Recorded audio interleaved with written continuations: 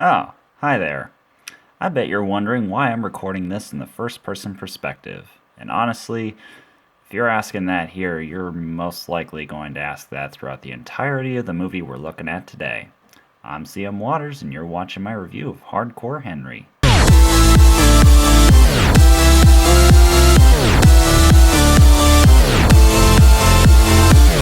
Hardcore Henry is a smaller in scale action flick recorded in Moscow about a man named Henry who wakes up from a coma and finds that he's been turned into a cyborg, and he sets out to find a man named Aiken who has kidnapped his wife. Inspired by a Biting Elbows music video, the gimmick for this flick is that it's shot entirely in the first person perspective. And boy, does it not work at all. In a typical action flick, there are many different shots taken from several different angles so that, when edited together flowingly, the viewer can get a full perspective of the action. In this movie, while there are cuts to prevent any overlong shots of Henry just walking around, you literally only get one shot just cut a bunch of times, which doesn't help the viewer get a full perspective.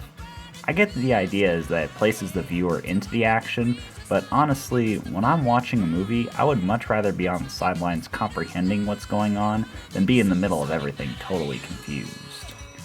On top of that, though, filmgoers who have from the beginning despised this shaky cam style that has plagued action flicks for years will be dizzy by the time this flick is done.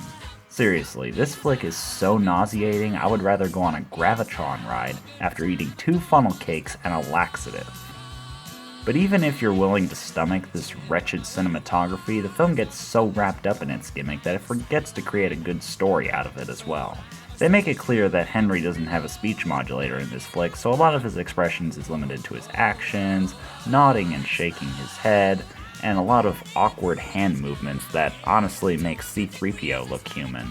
But even the on-screen personas don't have much to work with. The villain is bland as ever, although apparently not too bland to get his own comic book, and Sharlto Copley, does he even know what he's doing anymore?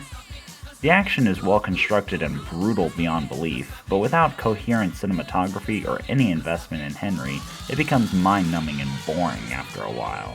For me, though, what mostly kills the film is its cinematography. This is a gimmick that was never going to work, and the result is a nauseating experience that takes one too many bullets to the head.